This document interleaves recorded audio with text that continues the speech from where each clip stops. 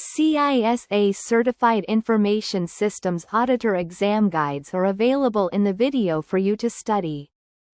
There are 150 multiple-choice questions in real CISA exam, and you have 4 hours to answer all the questions. The available languages are Chinese Simplified, English, French, German, Japanese, Korean, Spanish.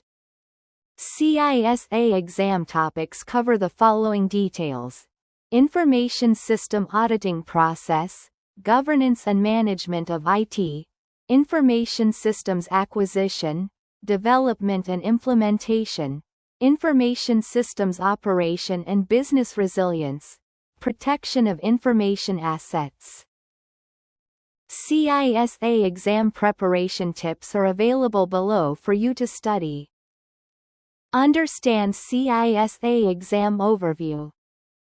Master CISA exam topics. Join CISA exam-related forum. Practice CISA exam questions. An incorrect version of the source code was amended by a development team. This most likely indicates a weakness in A. Incident management. B. Quality assurance, QA. C. Change management. D. Project management. The correct answer is C.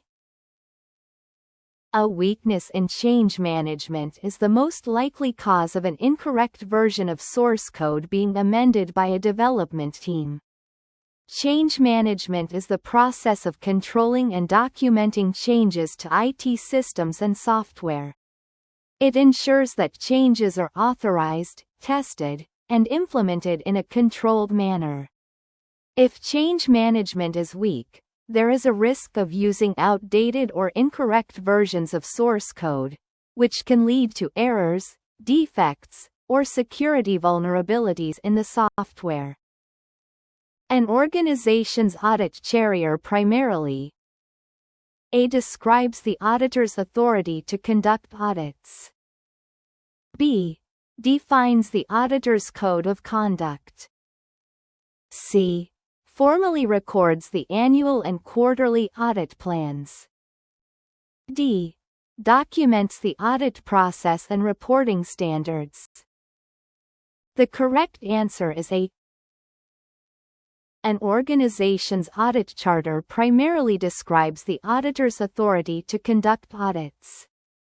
The audit charter is a formal document that defines the purpose, scope, responsibilities, and reporting relationships of the internal audit function. It also establishes the auditor's right of access to information, records, personnel, and physical properties relevant to their work.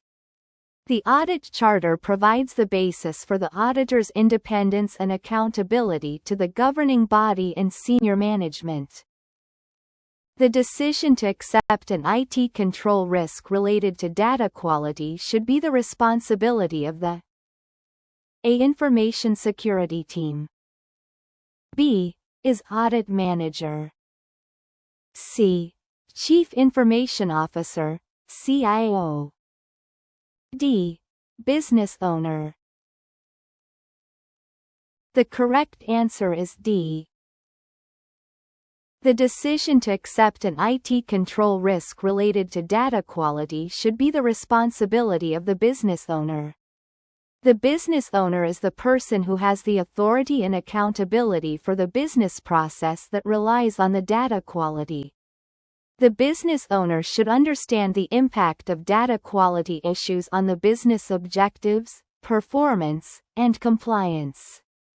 The business owner should also be involved in defining the data quality requirements, assessing the data quality risks, and implementing the data quality controls or mitigation strategies.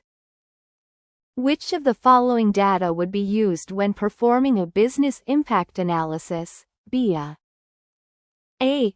Projected impact of current business on future business. B. Cost-benefit analysis of running the current business. C. Cost of regulatory compliance. D. Expected costs for recovering the business. The correct answer is D. The expected costs for recovering the business would be used when performing a business impact analysis, BIA. A BIA is a process of identifying and evaluating the potential effects of disruptions to critical business functions or processes. A BIA helps to determine the recovery priorities, strategies, and resources needed to resume normal operations after a disruption. One of the key outputs of a BIA is an estimate of the financial losses or costs associated with different types of disruptions, such as lost revenue, increased expenses, contractual penalties, or regulatory fines. During the evaluation of controls over a major application development project, the most effective use of an IS auditor's time would be to review and evaluate A. Application test cases. B. Acceptance testing. C. Cost-benefit analysis. D. Project plans. The correct answer is A. Reviewing and evaluating application test cases is the most effective use of an IS auditor's time during the evaluation of controls over a major application development project. Application test cases are designed to verify that the application meets the functional and non-functional requirements and specifications. They also help to identify and correct any errors, defects, or vulnerabilities in the application before it is deployed. By reviewing and evaluating the test cases, the IS auditor can assess the quality, reliability, security, and performance of the application and provide recommendations for improvement. Which of the following fire suppression systems needs to be combined with an automatic switch to shut down the electricity supply in the event of activation? A. Carbon dioxide. B. FM 200. C. Dry pipe. D. Halon. The correct answer is A.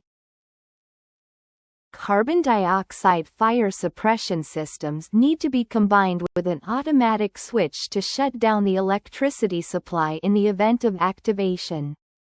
This is because carbon dioxide displaces oxygen in the air and can create a suffocation hazard for people in the protected area.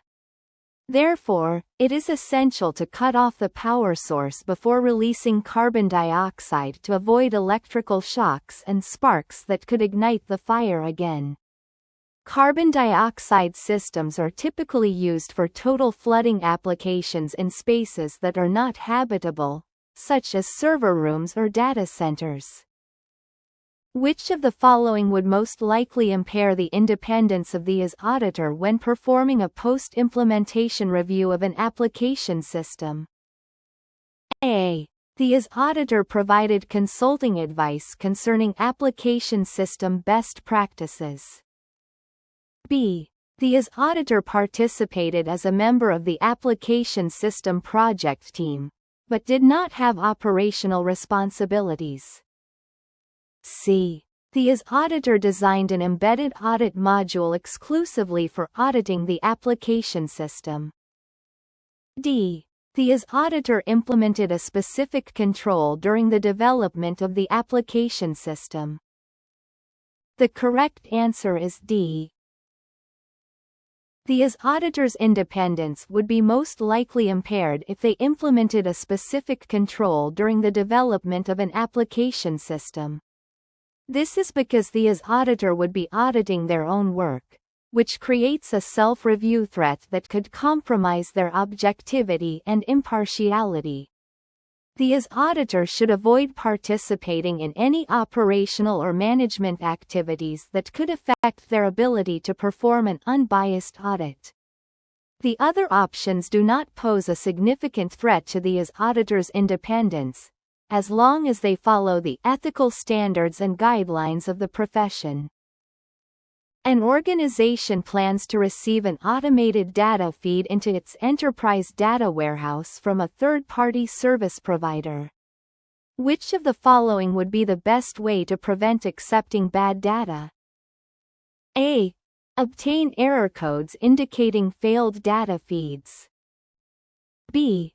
Appoint data quality champions across the organization. C. Purchase data cleansing tools from a reputable vendor. D. Implement business rules to reject invalid data. The correct answer is D. The best way to prevent accepting bad data from a third-party service provider is to implement business rules to reject invalid data. Business rules are logical expressions that define the business requirements and constraints for specific data elements. They can be used to validate, transform, or filter incoming data from external sources, ensuring that only high-quality data is accepted into the enterprise data warehouse.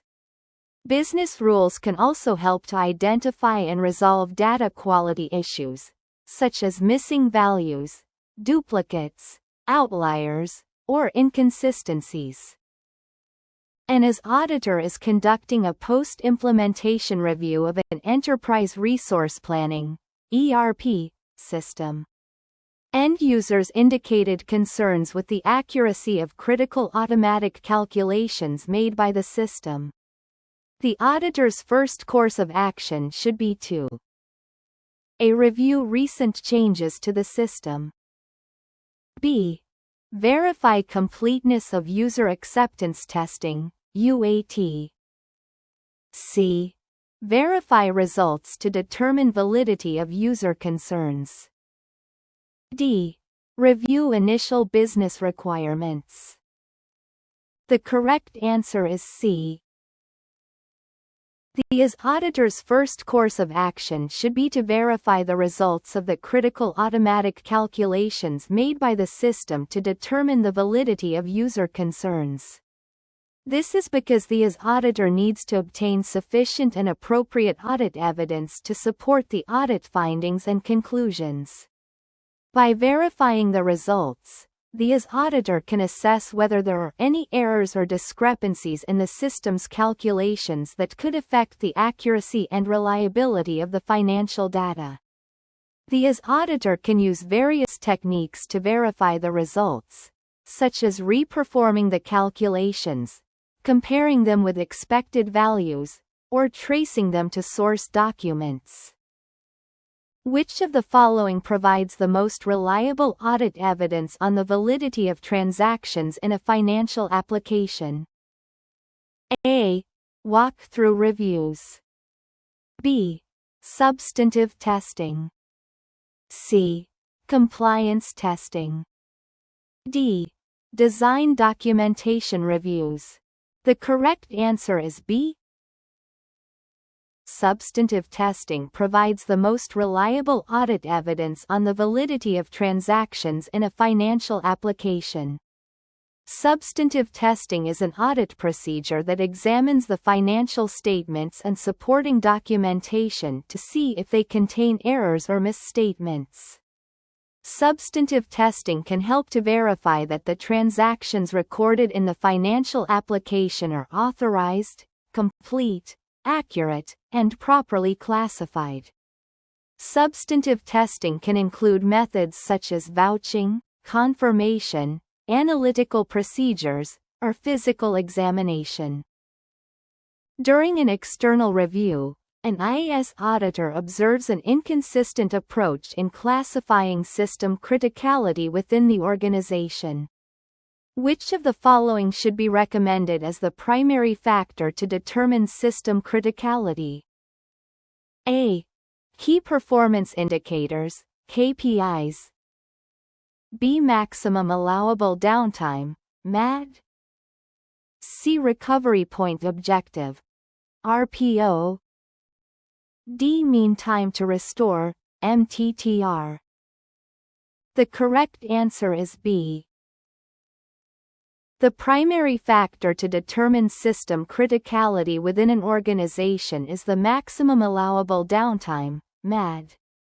MAD is the maximum time frame during which recovery must become effective before an outage compromises the ability of an organization to achieve its business objectives and/or survival.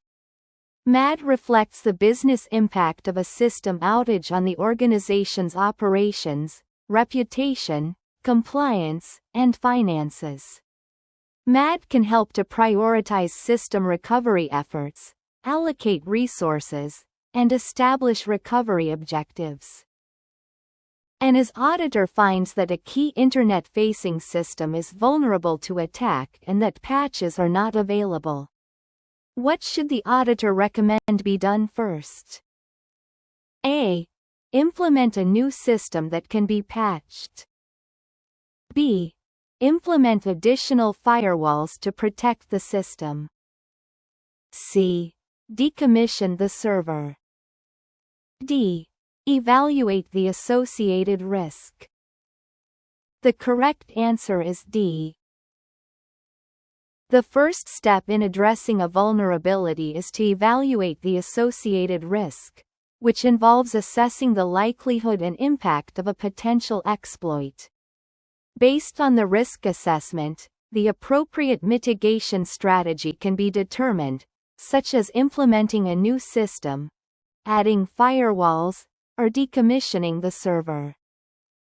A system administrator recently informed the CISA auditor about the occurrence of several unsuccessful intrusion attempts from outside the organization.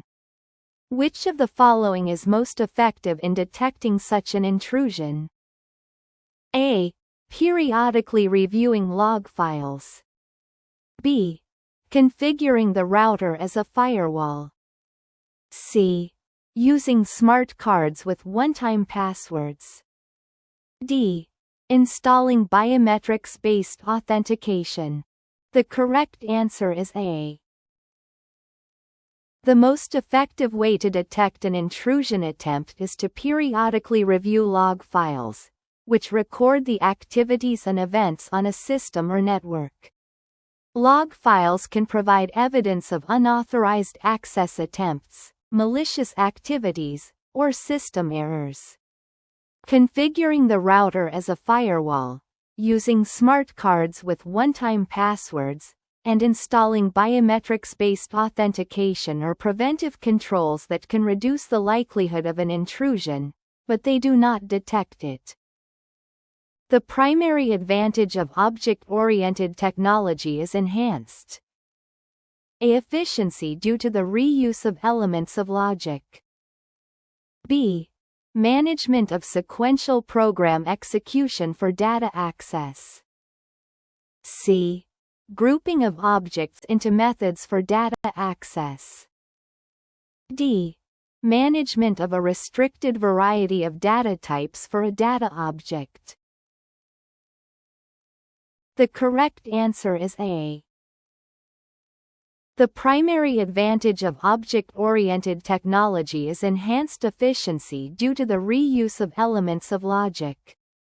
Object-oriented technology is a software design model that uses objects, which contain both data and code, to create modular and reusable programs. Objects can be inherited from other objects, which reduces duplication and improves maintainability. Grouping objects into methods for data access, managing sequential program execution for data access, and managing a restricted variety of data types for a data object are not advantages of object-oriented technology. From an IS auditor's perspective, which of the following would be the greatest risk associated with an incomplete inventory of deployed software in an organization? A. Inability to close unused ports on critical servers. B. Inability to identify unused licenses within the organization. C. Inability to deploy updated security patches. D. Inability to determine the cost of deployed software. The correct answer is C. The greatest risk associated with an incomplete inventory of deployed software in an organization is the inability to deploy updated security patches. Security patches are updates that fix vulnerabilities or bugs in software that could be exploited by attackers. Without an accurate inventory of software versions and configurations, it is difficult to identify and apply the relevant patches in a timely manner, which exposes the organization to increased security risks. Inability to close unused ports on critical servers. Inability to identify unused licenses within the organization, and inability to determine the cost of deployed software are not as critical as security risks. A data breach has occurred due to low malware. Which of the following should be the first course of action? A. Notify the cyber insurance company. B. Shut down the affected systems. C. Quarantine the impacted systems. D. Notify customers of the breach. The correct answer is C. The first course of action when a data breach has occurred due to malware is to quarantine the impacted systems. This means isolating the infected systems from the rest of the network and preventing any further communication or data transfer with them.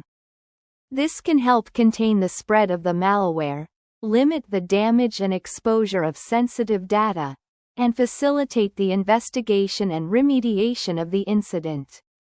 Quarantining the impacted systems can also help preserve the evidence and logs that may be needed for forensic analysis or legal action. Which of the following is the best method to safeguard data on an organization's laptop computers? A. Disabled USB ports. B. Full disk encryption. C. Biometric access control. D. Two-factor authentication. The correct answer is B.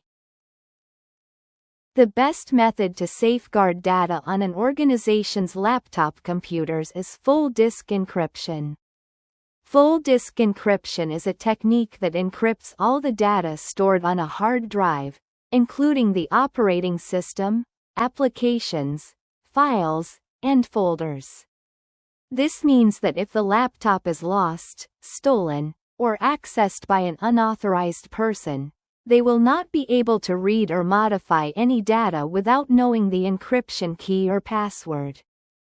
Full disk encryption provides a strong level of protection for data at rest, as it prevents data leakage or exposure in case of physical theft or loss of the device. An auditor is planning an audit of an organization's accounts payable processes. Which of the following controls is most important to assess in the audit? A. Segregation of duties between issuing purchase orders and making payments. B. Segregation of duties between receiving invoices and setting authorization limits. C. Management review and approval of authorization tiers. D. Management review and approval of purchase orders. The correct answer is A. The most important control to assess in an audit of an organization's accounts payable processes is segregation of duties between issuing purchase orders and making payments. Segregation of duties is a principle that requires different individuals or departments to perform different tasks or functions within a process, in order to prevent fraud, errors, or conflicts of interest. In the accounts payable process, segregation of duties between issuing purchase orders and making payments ensures that no one person can initiate and complete a transaction without proper authorization and verification. This reduces the risk of duplicate payments, overpayments, unauthorized payments, or payments to fictitious vendors. When evaluating the design of controls related to network monitoring, which of the following is most important for an IS auditor to review? A. Incident monitoring TOGs. B. The ISP service level agreement. C. Reports of network traffic analysis. D. Network topology diagrams. The correct answer is D. Network topology diagrams are the most important for an IS auditor to review when evaluating the design of controls related to network monitoring, because they show how the network components are connected and configured, and what security measures are in place to protect the network from unauthorized access or attacks. Incident monitoring logs, the ISP service level agreement, and reports of network traffic analysis are useful for evaluating the effectiveness and performance of network monitoring, but not the design of controls. What is the best control to address SQL injection vulnerabilities? A. Unicode translation. B. Secure Sockets Layer, SSL, encryption. C. Input validation. D. Digital signatures. The correct answer is C. Input validation is the best control to address SQL injection vulnerabilities, because it can prevent malicious users from entering SQL commands or statements into input fields that are intended for data entry, such as usernames or passwords. SQL injection is a technique that exploits a security vulnerability in an application's software by inserting SQL code into a query string that can execute commands on a database server. Unicode translation, SSL encryption, and digital signatures are not effective controls against SQL injection, because they do not prevent or detect SQL code injection into input fields.